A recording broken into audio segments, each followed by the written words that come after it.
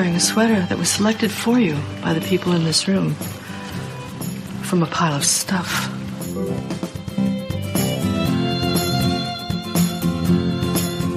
Give me a full ballerina skirt and a hint of saloon, and I'm on board. I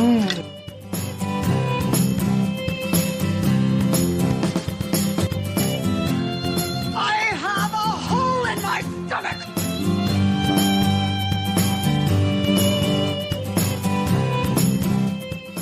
I can't go back. Welcome to the She Became Visible podcast. I'm your host, René Steelman. This podcast is my story. It's your story. It's our story. It's all the stories of all the women who one day knew that it was time to remember who they were, who they are, and stand up and be seen.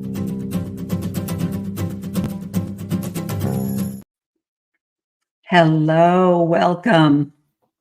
Welcome to She Became Visible. Happy New Year. It is 2024 and it's January 7th. That means how many of you have already fallen off the wagon? You started January 1st. I know you did. You said you were going to cut out sugar. You were going to start walking. You were going to start eating more red meat and less carbs, or whatever program you thought you were going to get on. And it's January 7th. It's Sunday. What did you do yesterday? That's the question of the day. So I am here to talk about fitness today. That's right. We're not going to talk about anti-Mormon. We're not going to talk about any religion except the religion of fitness. Okay. That's the religion we're going to talk about today. And I have brought on one of the most amazing people. You will be astonished. I saw her. I met her through social media. That's why I get so defensive of people who are not fans of social media, because I have met so many wonderful people and they are inspiring. They have knowledge. They share their knowledge, and there's a community out there.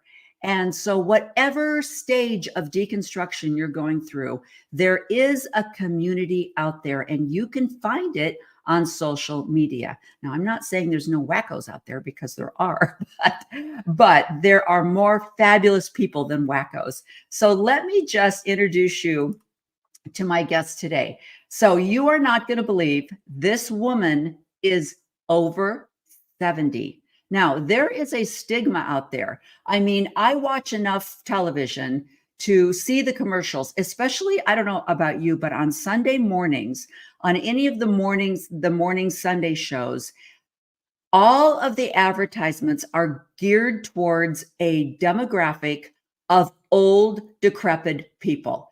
They are drugs. They are hospital care. They are assisted living. And a lot of times they start out by saying, if you are 65 and above, and it's like, the people that I know that are 65 and above are hiking today. So it's so interesting to see how the world perceives boomers and people over the age of 60. And that's not reality. And I'm going to show you today why that isn't reality. So first of all, I have to just tell you, I had a chance to meet René in person, but it was a cuckoo situation. And it was the first fitness competition that I had done. And this is a picture of the professional makeup job that I had done at this competition. I could not believe. I walked out of there. I walked back to my hotel. I called the airline. I changed my flight. I flew home. That was the last straw. This is the makeup that I had done at an earlier competition. And this was what professional makeup is supposed to look like. And this is what I look like with a very intense tan. That spray tanning thing, we'll talk about this with René, but when you get spray tanned for a fitness competition, it's a look that you will probably never experience, I guess, unless you're doing a bodybuilding competition. But it's like stage makeup. You have to look like that because of the lights and everything that you're doing on stage. So we're going to talk about all that with René. So, and I love that her name is René. But this is a group of women that I met at that competition.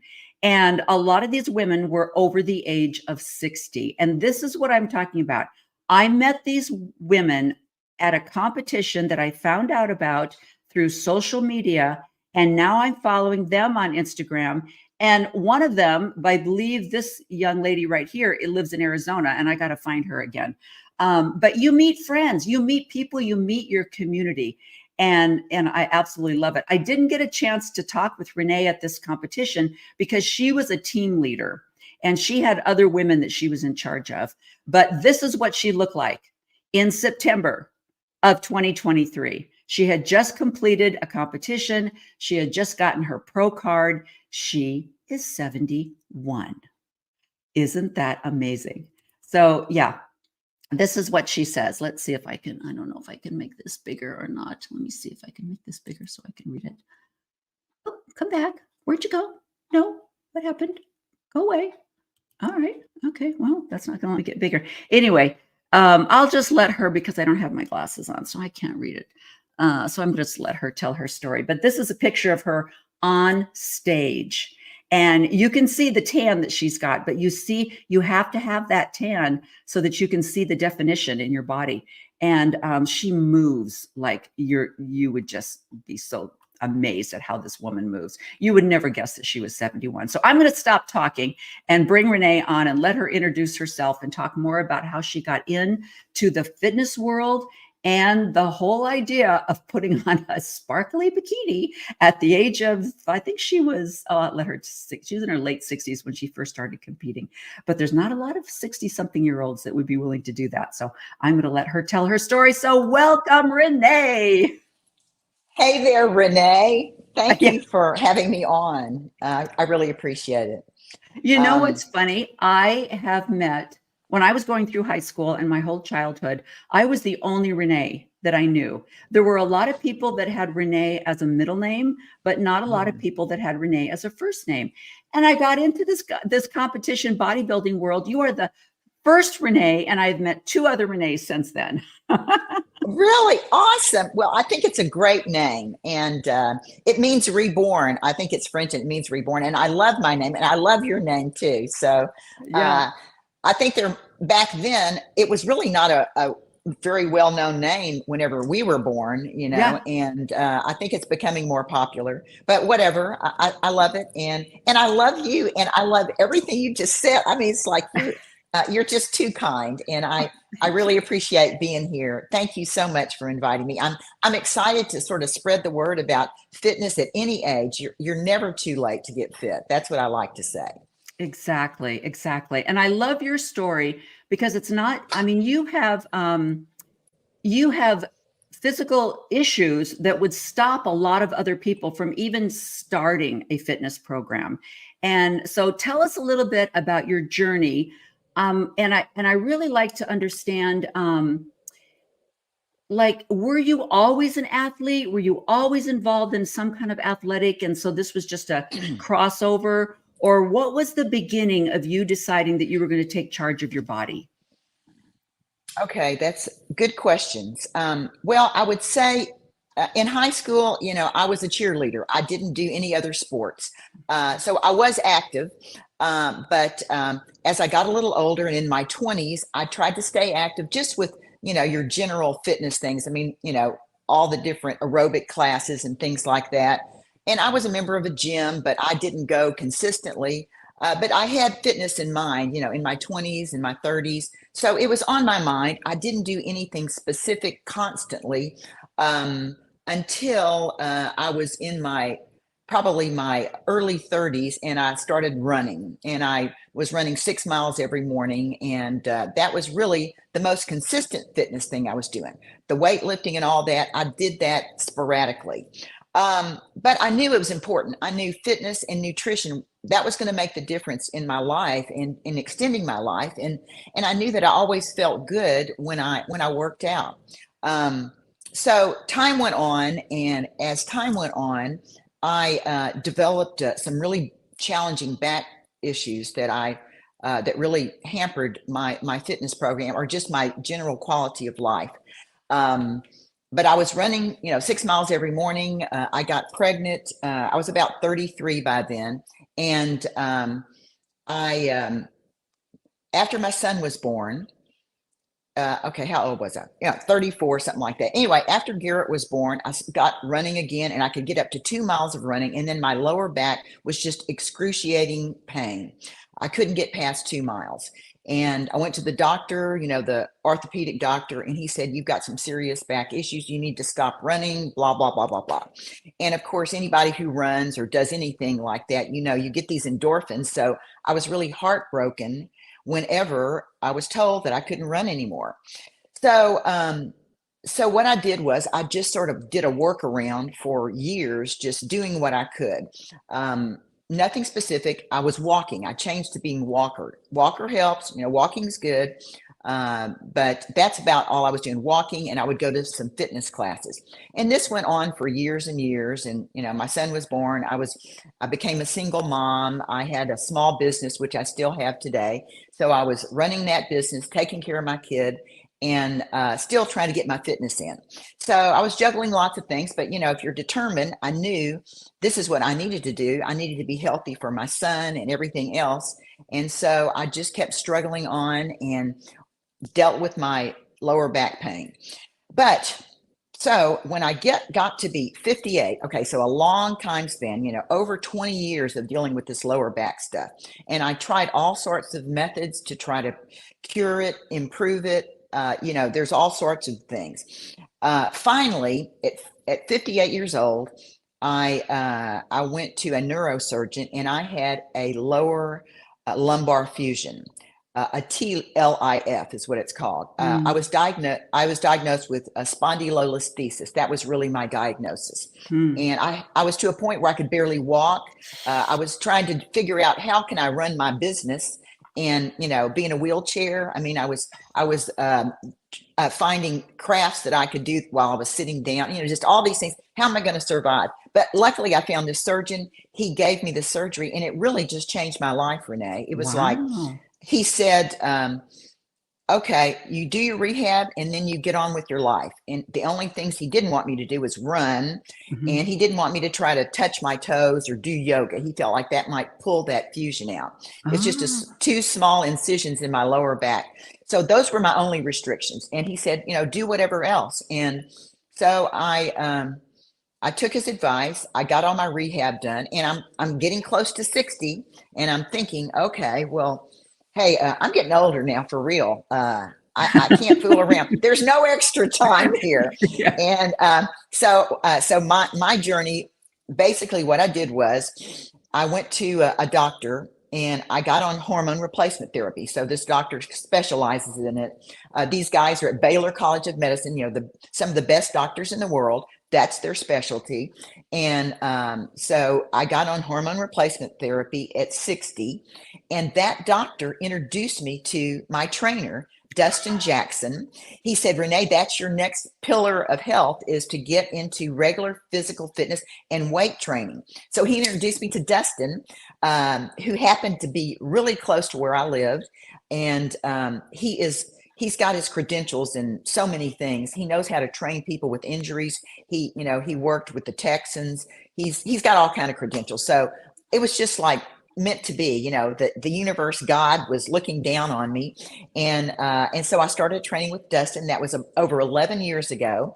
And that surgery was really the beginning of the rest of my best life. That's like, I like to say, it was the trigger that really made everything better for me. So sometimes you think the worst things are happening.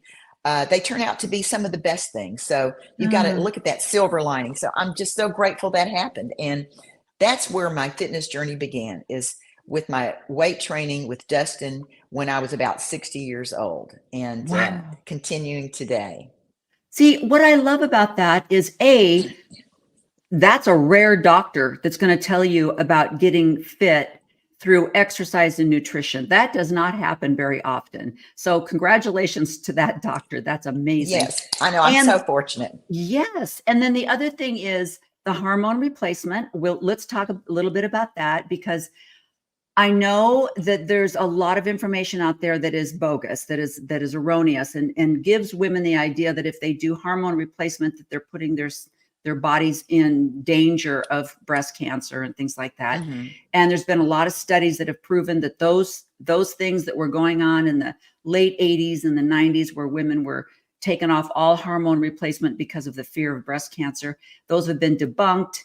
And it's just amazing how much damage these reports or studies can do. But thank heavens you found a fabulous doctor. And then the fact that that surgery led you into a fitness program that is sustainable, you know, versus a doctor that said, you know, you've had lumbar fusion, take it easy. Don't too much. Don't be too active. You might want to take up crochet or embroidery or something like that, you know. Instead, you had a doctor that said, all right, this is the very beginning. You're going to get going now. And this is going to be the best part of your life. I want to send that doctor flowers right now. I mean, that's he's amazing. awesome. Very Yeah. awesome. Yeah. I know. Absolutely. And then have you been with Dustin this entire time? Yes, still till today. He is still my trainer. And he is so awesome. He knows how to treat people. I've never had any injuries with him. I mean, that's another awesome thing. If I have a little ache, he'll readjust what we're going to do. And so I have been just so fortunate. Now he's too busy to take any new people, by the way. Of course. Yeah. But he's got another whole thing that he does. But yeah, I mean, I feel like that was just great that I ran into him in that situation, because that really was a turning point for me. And I knew like once I had that surgery, I wanted to be strong and fit. In fact, my grandbaby was born while I was still in recovery in the hospital, and she came like 5 months early, you know, so excuse me, 5 weeks early, 5 weeks early. So I had planned on being there for her birth, but anyway, I didn't quite get that surgery quick enough. But at any rate, I knew that I wanted to be strong and healthy. I wanted to do stuff with my grandkids. I want to keep dancing. I love to dance. I love to travel, and I want to keep living my life. I didn't want this thing that happened to me to be the end, you know. And it's an attitude thing too, as you know, Renee. It's all about your attitude and thinking positive and thinking, you know, looking at the glass half full situation. And so Dustin really has been a blessing to me, and we're still training today together, and he's fantastic. So I'm very fortunate. It's not something that everybody gets too, but there are some good online trainers if you know what you're looking for. It really depends on your goals. You know, you don't have to compete. I never thought I was going to compete. That was never in my thoughts at all. But there's a story to that too. So anyway. Well, you know, and this is what I also like about your story is, you know, I think it's a, I don't want to make people think that, you know, the only reason you should do strength training is because longevity. That's a major reason. I would say that's the top of the list is why am I going to do strength training? I mean, studies are out there now.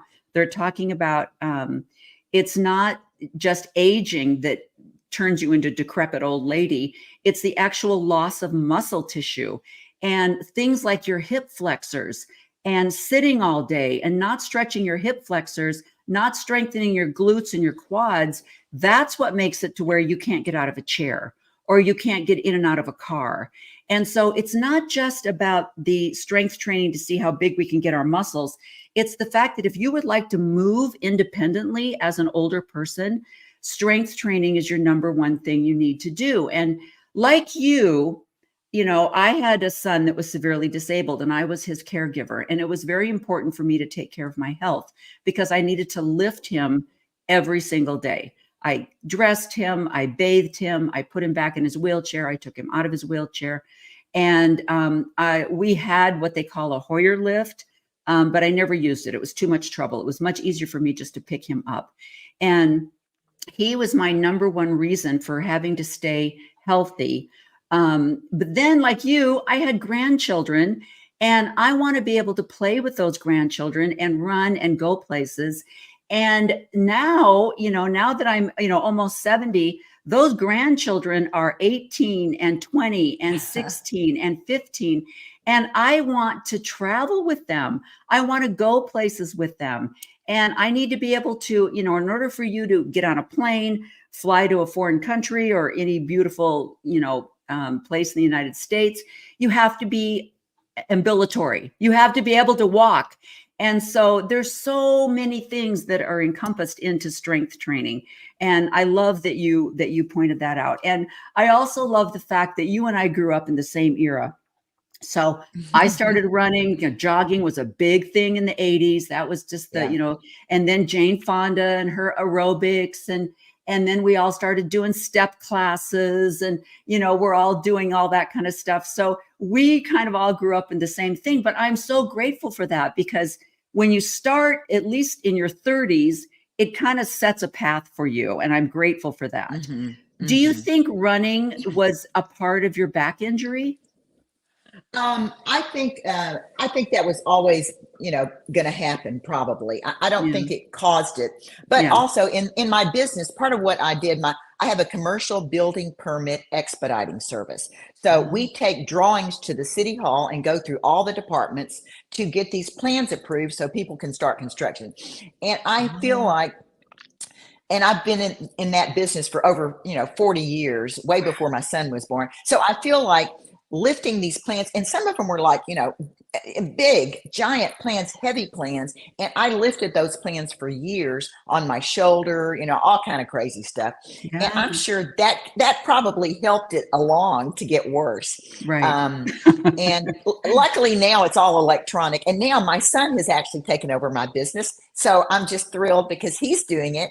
And there's no heavy lifting anymore, but that's probably helped it get worse. But the running, that's not good. I mean, some people love to run. That's cool, but that's not going to get you to your level of fitness you need. There's that skinny fat thing, right? You can run yourself to death. You can cardio yourself to death, and you're still not going to get as fit as you will whenever you're doing resistance training. Right. So right. I think that's so important. And I also love the same thing with the hormone replacement. There's so much more than just, a sex drive or something like that. The estrogen, the testosterone, the progesterone, all of these things are your hair, your bones, your skin, your heart. It's all related. It's a full body experience. And I remember when I first started getting my blood work done and my hormones tested. And I remember the first time my naturopath goes, well, basically you don't have any hormones left. All right, let's just, I was like, oh, well, that explains a lot. I'm not sleeping and, all this kind of stuff. So it's so important that you go to a good doctor that keeps up with your blood work and just keeps your health your heart is connected to your hormones. So it's more than just, an aesthetic. It's actual longevity. And I also want to point out that let's not be naive. We also do strength training because of what it does to our bodies. And we like the way that looks.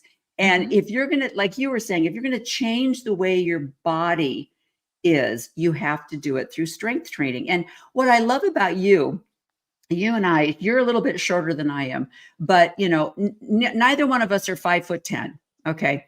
We're not going to be, we're not Kendall Jenner. Okay. That's not going to happen. And you're not going to be able to get that through strength training. So, but we can work with what we have, Yeah, exactly. Yeah. So talk a little bit about that, and then also talk about, because everybody always wants to know, what do you eat? Because they all think that we're living on protein shakes or something, but talk about what you eat. Okay. And, well, I'll tell you, the hormone replacement therapy, that's important. And I'm glad you're talking about it, because so many women are afraid of it. So thank you for sharing that. I think that's a hot topic that can be discussed at length, on its own show, because it is so important. Whether you do the doctor's version or the homeopathic or whatever, there's all kind of ways to do it too. But anyway, so what do I eat? Well, I'll tell you, I've always been interested in healthy food. Hey, my weight has fluctuated over the years. I'm probably about 20 pounds lighter now at almost 72 than I was at 60. So I have definitely lost weight, although that wasn't my main thing I wanted to do when I started lifting weights. But again, eating good, healthy food I've always been interested in it, but I haven't always been perfect. I'm a human being, and we're all going to screw up, and we're going to fall off, and we're going to, pick it up and go again. But the main thing is, I'll tell you a few of my, rituals. Now, before I even thought about competing, was something that happened later in my life. It was never something I planned on. But for years, actually since 2015, I have been using a Fitbit. So it's a Yeah. fitness tracker, and the Fitbits, they're not the fancy Apple Watch, but they do the trick. And I've been logging my food since then. That's where I keep track of my exercise and all that in my little Fitbit app. And so I think that's an important thing for people to consider. Nothing elaborate, doesn't have to be fancy, but logging our food, knowing what we're putting into our mouths every day, that's really the beginning of changing yourself, Right. because, and you're just more conscious of it. So that's one of the things that I think is important. As far as what I eat, I eat a lot of protein, but the rule of thumb is you need at least 1 gram of protein for every pound of body weight every day. Now, that doesn't matter whether you're building a body or you're just a normal whatever. That's the standard. I mean, and you may have a different version of it, but that's the one I stick with, is sticking to that protein. And people think it's hard to get, but it's really a matter of starting your day with some protein. I used to never eat breakfast. For years, I did not eat breakfast, but I do now, and it's not big. But I have egg whites and maybe 1 egg, and I'll have some oatmeal. I might mix it into this little pancake that I make to get my carbs, because I usually go work out around 10. So usually in the morning, I'm going to have the egg whites, the eggs, the collagen peptides. I put those in my egg whites too. That's just my preference, but collagen peptides. I mean, I got good hair and nails. Look at these nails. These are my own nails. I can't even believe this. And I feel like that's because of the collagen peptides and the HRT. I feel like that helps too. So there's a lot of things. But anyway, so I digress. So that's kind of my normal breakfast in the morning is that. And then before I go to the gym, if there's a big gap of time, I'm going to have some protein and some carbs. I'm a pescatarian. I don't eat any meat. I eat all sorts of seafood. I do eat eggs, and I might eat a little cheese. Now, this is not some kind of religious or anything like. It's just my preference, and I've sort of evolved into this over the past several years. I used to. I never really ate that much red meat anyway, but anyway, so I'll have a few ounces of fish, and I'll have some carbs, and then I don't have anything elaborate, but it's just a consistent thing that I do, is eating that the protein, and I like to get it from a natural source. The protein bars, I'm not a big fan of those. They're okay. Protein shakes, same way. I kind of like to get it all from the natural sources as much as I can. Right. Okay, so where are we? I don't even know. Well, I think that's really important because there is so much of a market out there for the protein shakes and the protein bars. And really, if you look at the ingredients in a lot of these protein bars, you're going to have a hard time finding something that doesn't have artificial flavoring, artificial coloring. And, and basically you could be eating a Snickers bar and you'd get the same ingredients, but it is frustrating trying to get that protein in, especially if I'm a little bit like you. I've never been a big red meat. I wish I loved red meat. But it's not that I don't like it. It's just that it's not that big of a thing. I've always, I love the old days, right? Where we just thought we were going to make a shake and we're dumping in bananas and blueberries and strawberries and we got a 500, calorie shake in there. And then they said, eat protein. I'm like, oh, really? I don't want to eat protein, So it's so frustrating, but I do. And, after a while, you're chomping on that chicken. You're kind of like, oh, how much chicken can I eat, But when you find out how important it is, and I don't know when you became a pescatarian, but I was a vegan for about 5 years and I loved it because I love carbs, right? And so tell me that I can eat all the brown rice and all that kind of stuff and salads and stuff. And I'm like, I'm on board with that. But it didn't do anything for me. I didn't feel better. I didn't lose weight. And I started noticing that a lot of the people in the vegan world were very much vegan because of the animal rights movement.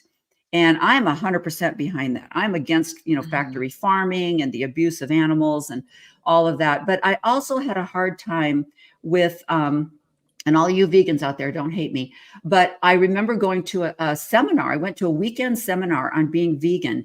And one of the things they said is that if you are vegan, you must take a B12 supplement or you will literally lose your mind. And it is very important that you keep on top of your B12. And I remember kind of raising my hand and going, well, B12 is stored in the body. Couldn't we just maybe have red meat once a week? And then that would take care of it. They're like, and I was like, because I'm like you, it's like, I want to get my nutrition from real food.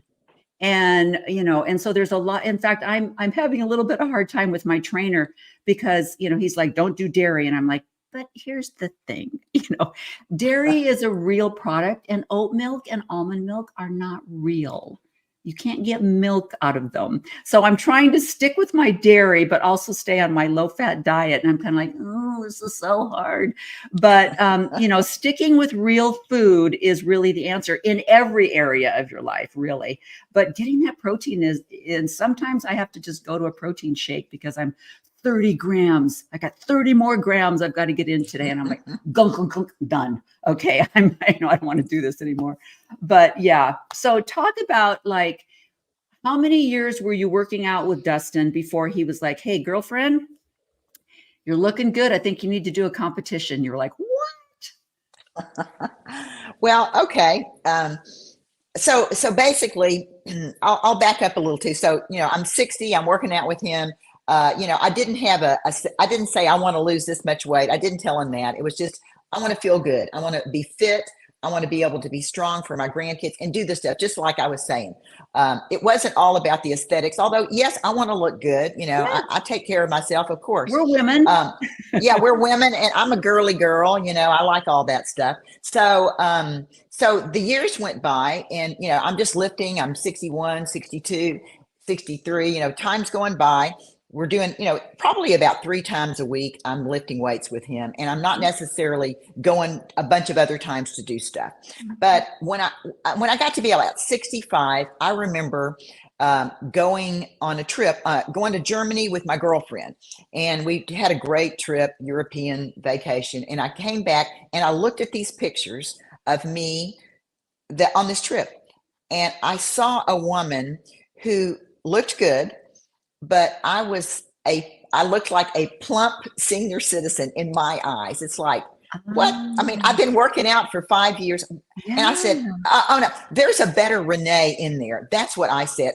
Because at one time, I'm thinking, well, I'm just going to have to accept this is the way we look when we're in our 60s. You're never going to be super trim. I just thought, that's what you have to accept. I made the mistake of thinking that was wrong. That is not the case. Right. But when I came back from that trip and I saw my pictures, I said, oh no, there's a better me in there and I'm going to find it. And I told that to Dustin. I said, okay, Dustin, I want to get busy and I want to lose a little bit of weight and I'm serious, let's do something. So I set a goal to lose 1 pound, Renee, not I want to lose 10 pounds. I want to lose 1 pound. I set that goal on my Fitbit and then he helped me with some extra exercises and, just got more serious about my fitness and dialing in the nutrition, right? Mm-hmm. That is so important. Right. That's whenever I started seriously paying attention to my food, eating more protein, because he'd been telling me for years, you got to eat. And we all think, less calories is more. Anyway, yeah, that's wrong. That's how we grew up. Yep. Exactly. We can't help it. It's in our brains, even though it's wrong. Right. So basically in 4.5 months, I lost 10 pounds doing this set 1 pound goal. I set a goal to lose 1 pound. I lost that 1 pound. I set a goal to lose 1 pound. I lost it. So 1 pound at a time. That's what I tell people. You don't need to lose, 50 pounds. You need to lose 1. Right. Lose that 1 pound. And so that was one thing I did. And that was a great thing. And I recommend that. So anyway, so I got those 10 pounds off and people at the gym, which I don't go to a fancy gym. It's just a very small gym. But people were noticing, the people who've been seeing me forever, what's Renee doing? And I just got busy. I just got determined. And I just decided that just because I'm aging doesn't mean I have to settle, So, right. So I found that better Renee in there. And as that time happened, in the meantime, Dustin had been encouraging me every year to compete. I didn't even know what it was. What do you Really? mean compete? And Yeah. it's like, oh no. And then I looked it up. That's what I'm going to tell you. So he said, because I said, what else can I do here, Dustin? I'm already, getting fit, blah, blah, Yeah. blah. And he said, well, Renee, I can see you on stage. And I said, what are you talking about? And he said, bodybuilding. And I said, what? And I said, so I looked it up and I'm going, oh no. I cannot put on a sparkly bikini, skimpy, and get on a stage in front of a bunch of strangers. I'm 60 something. Come on. I said, oh no, I can't. So every year he would talk about it and I would say, no. I did this in my early 60s, all the, past the point where I lost that weight. Anyway, so I was scared to death. I was limiting myself. See, we limit ourselves and we can't do that. That is not going to work. So finally, then COVID hit. Okay, well, by then I was really into my program and I was freaking out. Oh my God, no, COVID, I can't be handling that. No, closing the gym. Oh no, what are you talking about? So I was really freaking out and I told Dustin, okay, we got to figure out something here. So basically during COVID, and then I was like 67 or 68, whatever it was, he came to my house. I have a big patio in my backyard and he trained me and a few other people from the gym outside for a few months. So we didn't miss out on our weight training. Right. And we were taking control. See, that's part of it. It's how we react to our environment. We have the power to control how we react. We don't have to be helpless. And so I took charge and I doubled down. I said, COVID's not going to make me gain weight. That ain't happening. And so it was great.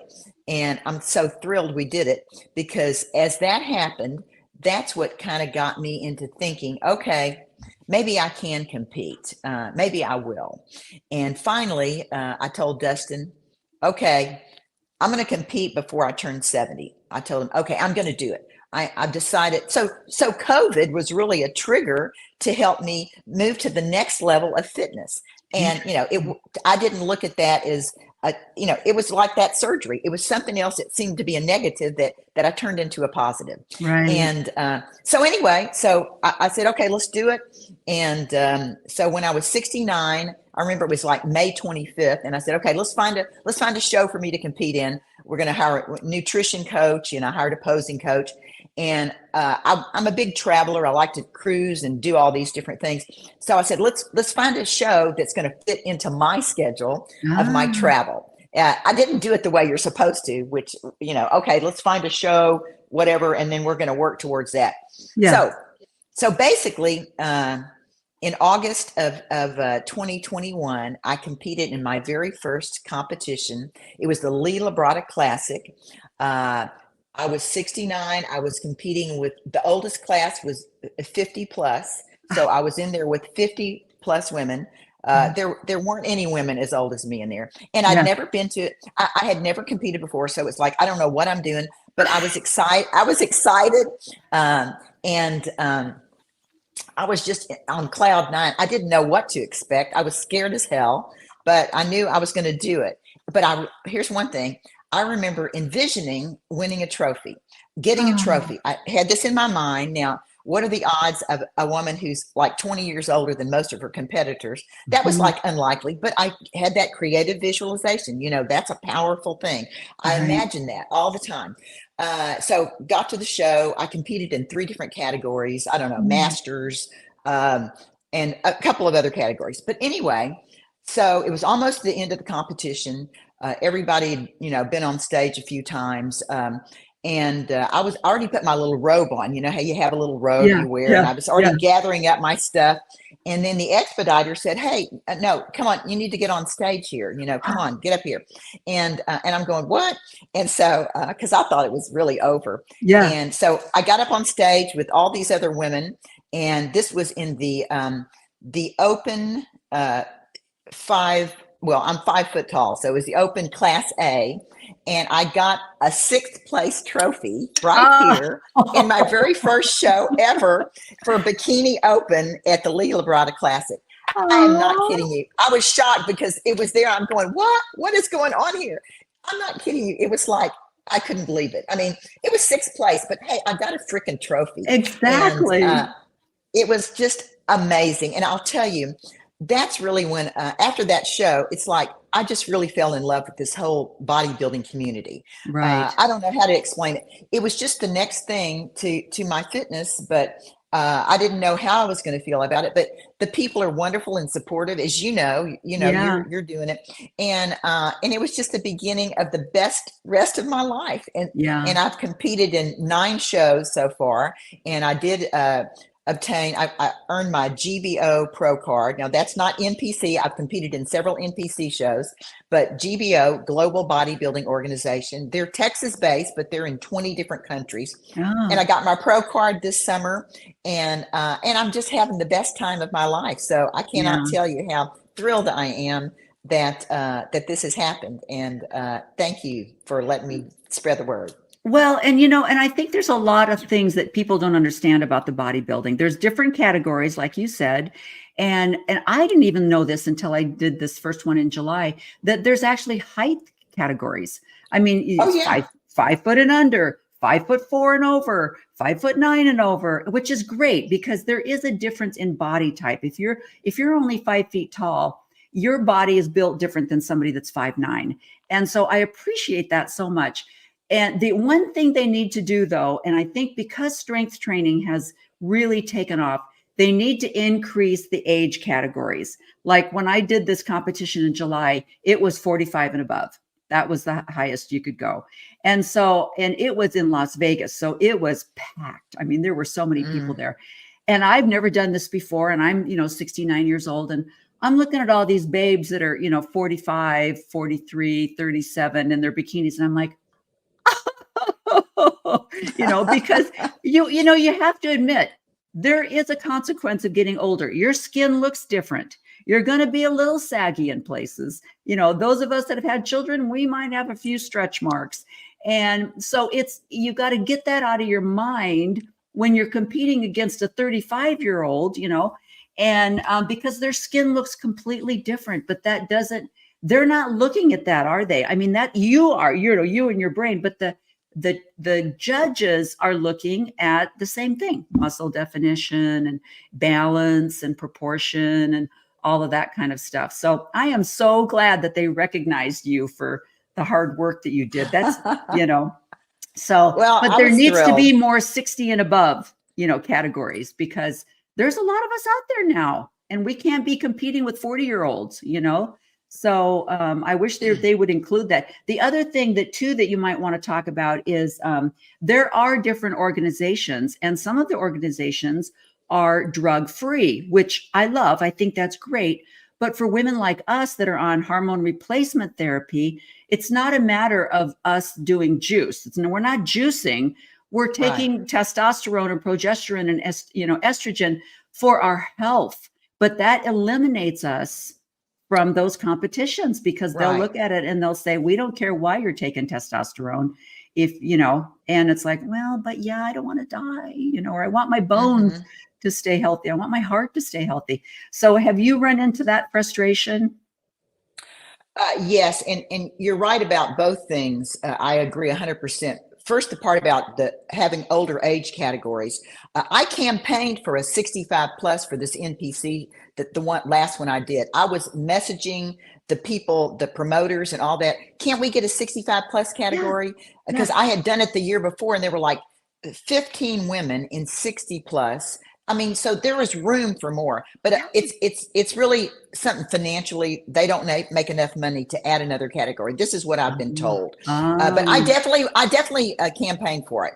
And honestly, there's still this, ageism thing. I mean, yeah. looking, and a lot of this is run by men. I might not be popular for saying that, but men, the men who run these organizations are often, they're not interested in these women, us ladies, as we mature. They Right. like those young babes, right? So, I Yeah. mean, it's just a reality, but I definitely campaign for it. I'm not giving up on it. But the other organizations like GBO, the one I did, they have tested and untested, and you're 100% right.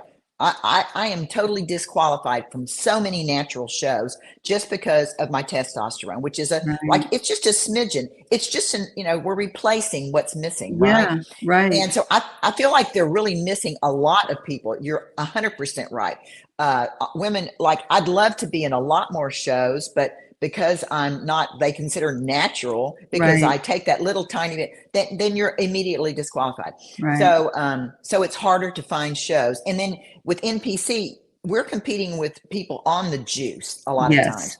So Yes. you can't, so to me, I've only been doing it a couple of years, and the women I was competing with in their 60s, they've been competing for years, and they had other resources. Yeah. So Yeah. anyway, Yeah. but okay, what was the other part about that? Well, I've already forgotten. no, I'm glad that you pointed that out too, because when the first time I did this, I was like, what? Because like I said, there's different categories. You've got bikini, you've got fitness, you've got wellness, you've got physique or whatever. Can't remember all of them, but bikini was always at the end. And I'm like, why are we having to sit around and wait so long? And they're like, oh, everybody wants to stick around for bikini. And I'm like, oh, Exactly. That is exactly it. dare you? It was, it's like, oh, this is run by men. It's like, yeah, we all want to get done so we can get in the audience and check out bikini. And I'm like, and even the bathing suit, the suit is different for bikini than it is for like wellness or fitness. And I was like, all right, we're right up there with those volleyball girls that are like, why am I wearing a tube top, and shorty shorts to play volleyball when the guys are in, long shorts and a t-shirt, It's the whole world. We're fighting against misogyny and patriarchy in all areas of our life, right? That's so right. Yeah. You're 100% right. And we just have to keep doing this. We have to keep getting visible, like you say. It's like, to me, we can't be quiet. We've got to speak up, as we age. And there's just so many women out there that they feel like they're just getting smaller, and they're getting less attention. And there's plenty of life left, but we have to spread the word, just like you're doing right now. Yeah. And I think that's a critical thing. And okay, now you also talked about what are they judging, and you're right. Bikini has different than wellness and other things like that.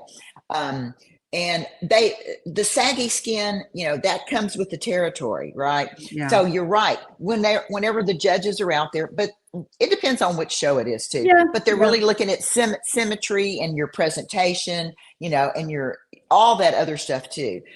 So they're looking for the muscles. Your face isn't as important. The whole thing. So all we can do is, like they say, bring our best package. That's what they call it, right? The package to the stage, and honestly, I just think since we as 60 plus, 70 plus, there's not a real place for us. So you have to just do the best you can, feel the best about yourself. You're just going to get out there and do your thing. And we're really winners when we get on that stage, right? It doesn't matter, how any of that other stuff. And I think that's important for women to remember that it's because we're caring enough about ourselves and our health to take that next step and to be brave and do it scared. You're going to do it anyway. You're going to do it scared. And, to me, I was just flabbergasted after I posted after my first show, like I'd never put anything. I had a Facebook page. I didn't have an Instagram page, but I posted on Instagram after that first show. And, I was shocked because I had no idea I would inspire anybody. I just knew, I was just grateful I got that first show done. I never told any of my friends that I was competing. I kept it to myself. I traveled with them. We did all kinds of stuff. I didn't tell anybody I was prepping because I didn't want to be judged. I didn't want anyone saying, "Are you crazy, Renee?" I didn't want any of that. I didn't want that negative input. But anyway, once I posted, and it's like people that I inspired somebody, and that was like the icing on the cake. And it is today to me. I feel that's really my purpose. I mean, I don't sell a bunch of products or anything like that. Right. I'm just here to represent and to let people know, it's never too late. You can start late in life, and it's for your health. And whatever your body looks like, that's a side effect of all that lifting and eating good and being consistent. That's a side effect. And sometimes it's a good side effect. So I'm grateful for that. Well, and I also want to talk a little bit about, you mentioned the business that you had.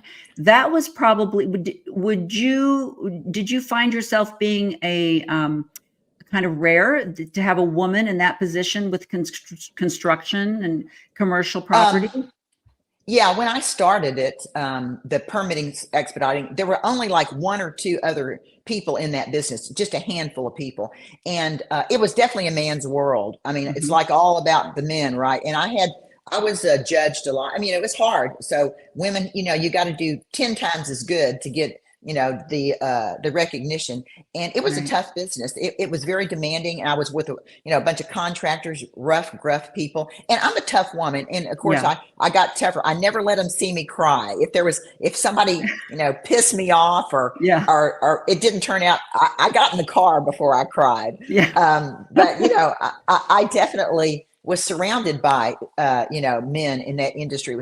And as time went on, after 30 or 40 years went by, was respected so much more. And I am today too. And I'm not really active in the business. My son's doing it all, but it was a man's world. And, you have to figure out how to maneuver in a man's world. I'd say women are getting stronger, and it's still kind of a man's world, wouldn't you say? But we have some power, and we just have to not back off, but do it in the right way too. You got to present things in a positive light to actually be, noticed and to get any positive reception. Exactly. And the other thing that I love about you is, like you were saying, you love to travel, you love to cruise, and you're in Houston, so you can just zip down to Galveston and get on a lot of different cruises and things like that.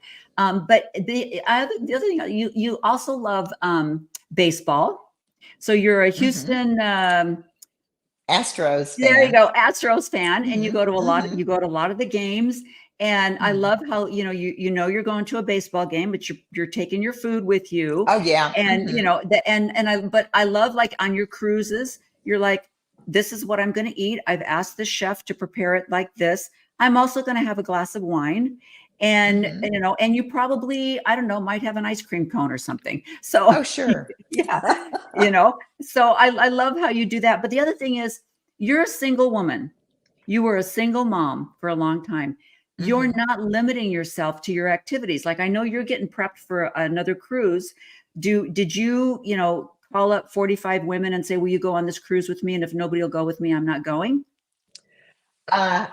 Actually, not exactly, but I am going on a cruise. Like next Saturday, I fly out to Miami, and it's for a short cruise. It's actually the Angel Competition Bikini Cruise. But I have so many friends, and that's going to be a blast. And but I love to cruise. So, and after that, I'm going to be coming back home. 5 days later, I'm leaving on another cruise out of Fort Lauderdale with a bunch of my dance friends. There'll be like 50 people I know. So I mean, I have cruised solo, and I love that too. But I'm involved in so many different groups. Everybody's doing something. And I think that's part of it, engaging with other like-minded people. The fitness world is like my new family, but I still have tons of wonderful friends from the dance community. And we dance, we cruise, we travel together. And I'm always getting ready for something, that's for sure. And you're right. I'm thinking ahead about what I'm going to eat. And that's the big thing. And I guess 5 protein meals a day will get you what you need. And that's the thing. And spread it out over the day. People, you got to eat. And, I start in the morning. I have before and after I work out, I get me some protein and carbs. In the evening, I have another little small protein meal. And at night, if I didn't get enough, then I'll do, like you said, have a protein shake. There's a lot of things you can do. There's ways to get your protein. That is so important. And on my cruise, I've got some stuff packed here. My extra protein, if I need it to mix with something, the collagen peptides. You want to think ahead. If you need to freeze some food and put it in your little tote bag to take on the airplane, I'll do that too. And it's about caring about your health. It really is. And it's doable. And I'm a busy woman, and I make sure that I do that because I want to be around a lot longer. I got an 18 and a 14-year-old, 2 grandkids, and I want to be around to see their kids, too. And I want to be able to move and go and have a lot of fun with them. In fact, Gianna, my granddaughter, when I go to her school, I didn't know this for a long time, but her classmates call me Hot Grandma. They say, "Is Hot Grandma coming to the game?" You know, because I go to the games. So I'm Hot Grandma at my granddaughter's little Christian school. So it's so funny. So I mean, yeah, that's so important, and it's funny because my granddaughter, she's working in an assisted living retirement place right now. And so we were over talking on Christmas Day, and we were talking about her job, and she's like, "Those people are so mean, Nana." She says, and I'd say to tell them, "I don't know why you're so mean. My grandma and grandpa aren't mean like that, and they're so busy they wouldn't be sitting here grouching about their salad, you know." it's like that's so true. But I think the important thing that you said was you have a dance community, you have your fitness community, you love to cruise, and so you'll go on it with these communities, but you'll also go by yourself if there's something you want to do. It's so important to be involved in all areas of your life. I don't care if you're into art. Then you find an art community and you take classes and you go on things with them. And there's so many things out there in the world for you to participate in. It doesn't have to just be one little tiny bubble thing. So that's absolutely. I think the secret that you have. I think you're right. It's diversifying, not stuck in one thing, because then you're dependent on that one little group. Like I'm also a rodeo volunteer, and I volunteer at the Hobby Center whenever they have shows. So it is, look at new stuff. It's a little scary at first, but push yourself, and we need to do that more and more as we age. You're so right. Thank you for mentioning that, because people get scared and they don't want to go out of their houses. Hey, I don't like to drive at night myself, but you're right, that community, that it's proven that, when you have a more extended group of friends, you're going to live longer because you've got that extra, back and forth. Absolutely. Right. Absolutely. Well, this has just been amazing. I'm so glad you took time out of your day to share all of this information with all of our followers. And I know that you've been an inspiration for a lot of people. And I have to tell you, my husband and I went down to the Houston Rodeo for the first time last year, and it was an eye opener. We're like, oh, why have we missed this? We are going to this every year. It is outstanding. And I love that you volunteer here, and you just get yourself out there. And that's so important for women, that you're doing some things that you love, that you're not waiting for someone else to tell you it's okay to do those things. And that's just what's making your life so worth living. And I appreciate you sharing that.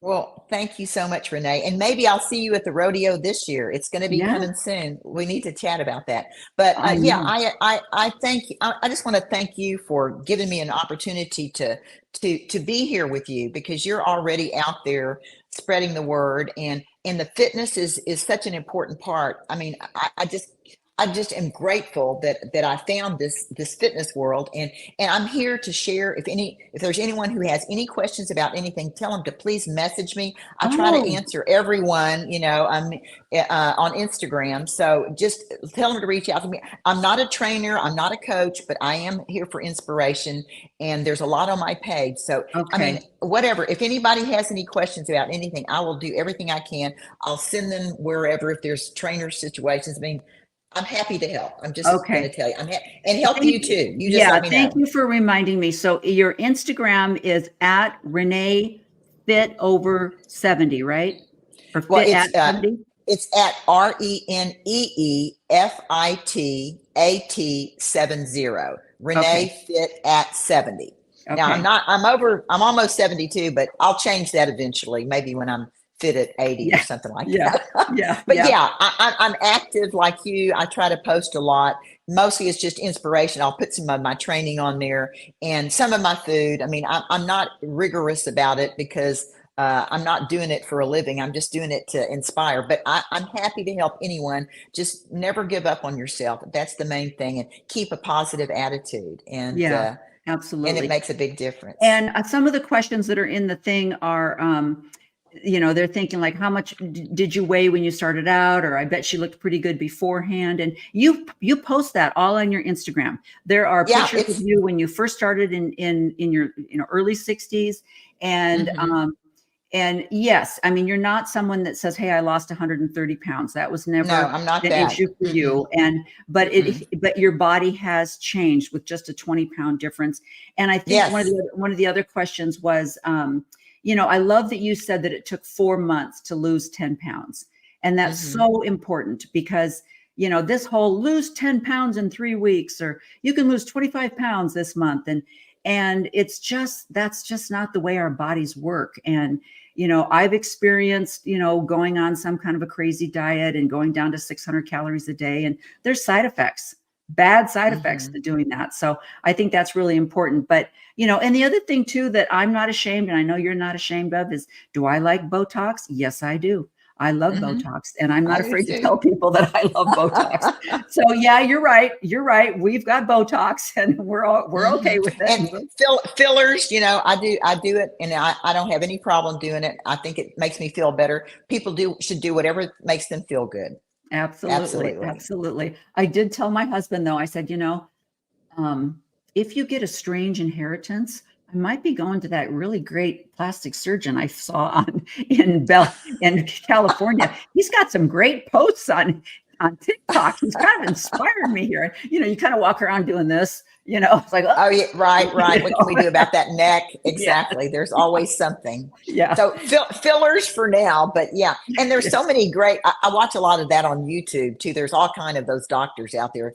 But anyway, you just do what you want to do. I think people need to do what makes them feel good. It's more about your health and fitness than it is about your appearance, but your appearance is going to improve. It takes years. That's what I tell you.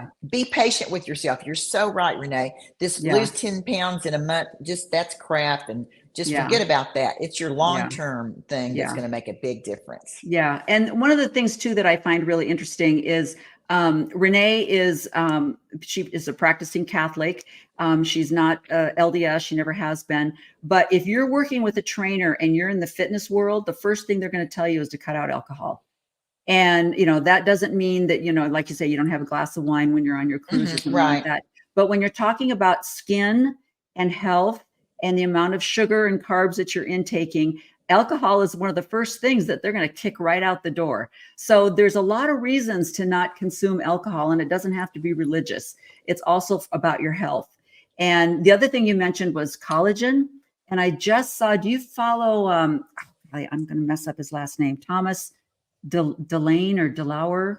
Anyway, he was just talking about the benefits of collagen in conjunction with exercise and your protein intake, that collagen actually will help you build muscle as well. But it has to be kind of combined with the exercise. And I thought, wow, that's amazing too. Okay, Renee, somebody wants to know, do you drink coffee?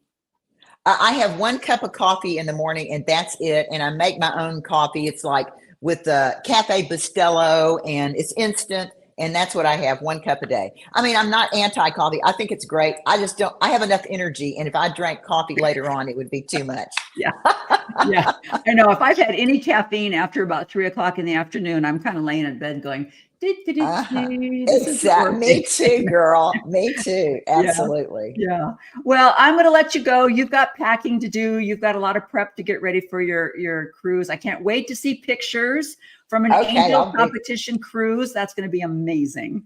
It's going to be fun. So, and thank you. And I love you. And we're going to get together again soon. And maybe I'll see you at rodeo. And just thanks for this opportunity. You're adorable. And thank you so much. You're so welcome. All right. Have a great weekend. Bye-bye. Oh my gosh. Is she not amazing? I mean, she is, when she talks about not needing a lot of coffee, she's a little energetic bunny. That's for sure.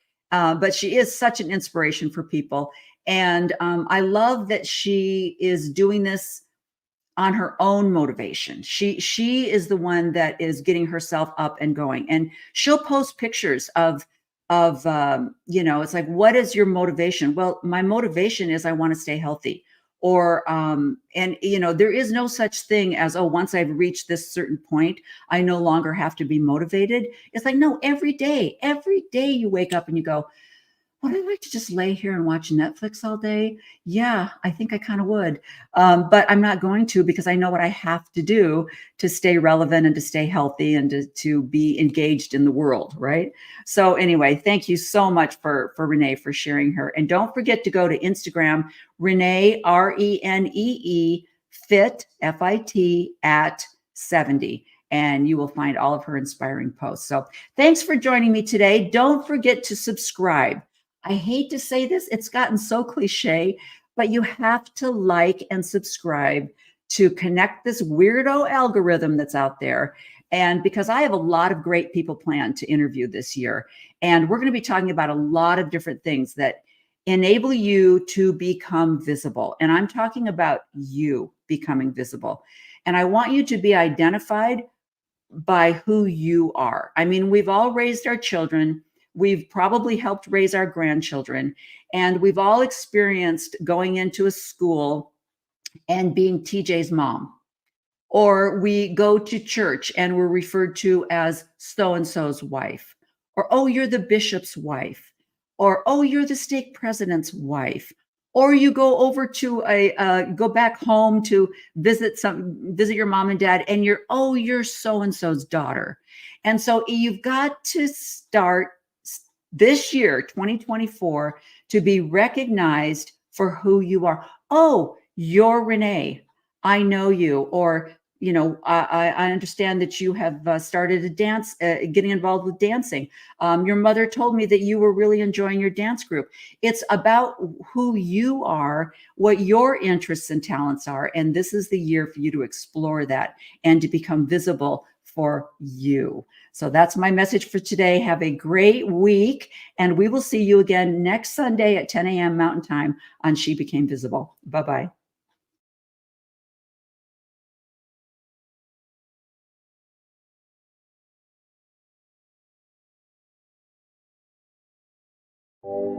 Thank you for joining me today on She Became Visible. Join me each week as my guests and I explore the path of womanhood and tell all our stories. We'll talk about finding the courage to be ourselves and motivate each other to be everything that we're capable of and meant to be, no matter what happens around us. Please like, share, and subscribe. And don't forget to donate at SheBecameVisible.com.